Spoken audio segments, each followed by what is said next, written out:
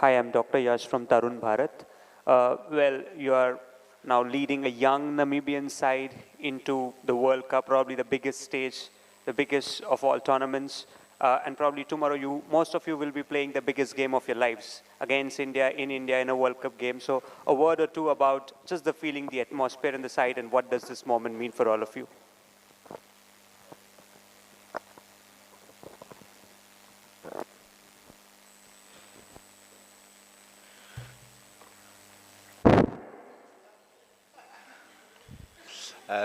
Yeah, I think, like you rightly say, it's a big moment for us as a cricketing nation. We have faced India before in our first outing in the World Cup, so we're no stranger to the players. We also see them on TV a lot, and in the IPL and in international cricket playing everywhere, so you kind of know who you're going to face. But I think in terms of exposure and in terms of the size and the sort of event that it is, I think it's going to be a hell of a thing for a lot of our young boys, especially guys who don't play on such big stadiums in front of so many fans that often. I think it is something to get used to, and it's going to be a very cool experience for them playing under lights and in front of, I guess, 40,000 noisy fans. It's going to be really cool. Hi, I'm Rakesh Taplial from Khel Today. Just wanted to know what is the impression of the pitch? What is your impression about the pitch here? I think it's really good. We've seen good scores throughout the World Cup in all venues. There's been higher scores, I would say, but not those 220, 240 type of things yet. So I think it's been a good battle all around, and this wicket itself has also been that. I felt the game against the Netherlands was a fair wicket. How I believe cricket should be played, with something in it for everyone. The bowlers, especially in that first bit, because it was a morning game, I think it was a big toss for the Netherlands to have won. Their captain also said that it was really a little bit stoppy and turny in the start, but I don't think it's going to be the same wicket just purely because it's a night game. So I think this is going to be a little flatter and probably a higher scoring game, and better for batting, I guess.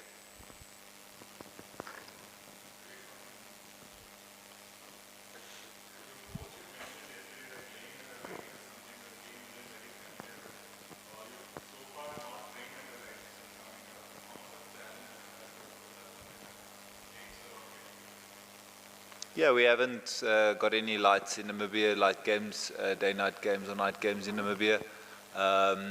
Infrastructure-wise, it's probably the challenge for us.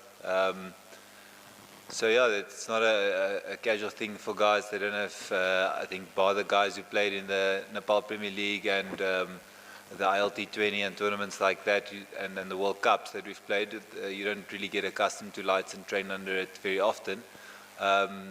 Yeah, we haven't been given a night training before this game. I don't know why. I think India have 2 night trainings, and I see outside that Canada are going to have a night training now, so make of that what you want, but we'll just rock up and do our Namibian way, which is to fight. I'm Shashank Wak from Prabhat, Pune. You just had a practice session. So how you do read the pitch and overall boundary areas? Yeah, really nice pitch. As I said, it's going to be, I think, a batting friendly pitch. It's quite a small ground as well, so it's going to be, I guess, like a boundary type of game. I'm sure that's the way the Indian batters have also set out their stall over the last year or so, and how they want to go about their business is really putting bowlers under pressure, so we have to be ready for that kind of challenge. On a good pitch, it's also in the IPL, I believe, and in other games here, it's quite a high scoring average, so yeah.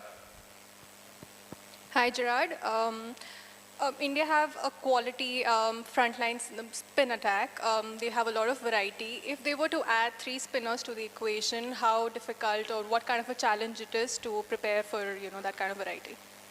Yeah, I think the quality of this squad is there to be seen. There's a reason they've have such a high success rate over the last 2 years, and why they are the reigning champions is because of the variety, like you say, in the attack. So I think anyone that's selected on the day, whether it's seamers or spinners, is going to be a heck of a challenge for our batters to come up against varieties that they might not have seen before as well.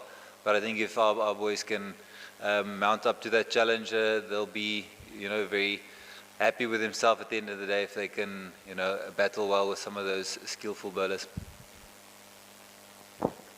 Gerhard here too.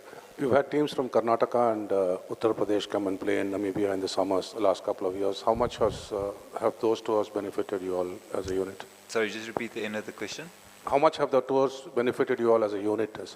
Yeah, we have real good, I think, ties with the BCCI and how they've made exchange programs available for us to come over to Indian state teams, and we've hosted 3 of the Indian state teams. It's been, for any of the associate countries, it's always a matter of filling your calendar, getting high quality fixtures in, getting very good cricketers to your country to play high quality games regularly, not every 2 years or so, to enable you to climb the ranks, I guess. And yeah, for us to have had them over, as there's been really good games, mostly 50 over games. All of them have been 50 over games. So yeah, getting those inbound tours and us coming to India, I think is only going to grow our cricket. And yeah, we've had a really good relationship with the BCI in that sense, and I think it's probably going to continue for many years. I hope. Gerhard, it's been like a World Cup where a lot of the associates have not just made up the numbers, they've shown that they can take the fight even without the results really going their way. So how much does that sort of make its way into your team talk, saying we're all in similar boat and, if they can, we should be able to as well? Sorry, I didn't get it.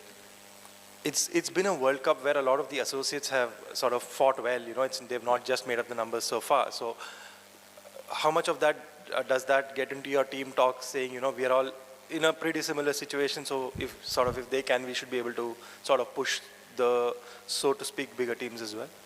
Yeah, I don't think it's only a new thing to this World Cup. I think in many other World Cups there's been great successes, and also it's been regularly successes from the associate teams. So I think some of the teams that have been at so many World Cups now have a proper foot in the door. They feel like they belong, and they're continuously making a push for most of the games that they play. So yeah, I really enjoy to see that from all of our associate peers, and like any of the others, we would also like to push all the bigger teams as far as we can, and hopefully get up to that skill level that they are, and not only one night here and there, but regularly and consistently.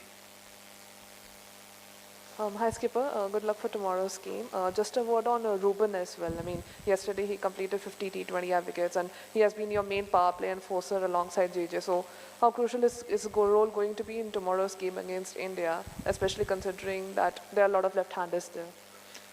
Yeah, I think we're a team that's, in many senses, our success has been based around a lot of all-rounders, like Trimperman, Smith, and guys who do 2 or 3 disciplines very well. So I think, obviously Smith and Trimperman balance out our team very well. And in past, when they've been injured, we've had a downturn in our results. So it goes to show how important the members of the squad are. Without saying that we don't need an 11-man performance, I do think that some of the senior guys need to stand up, and especially on a big occasion like tomorrow night.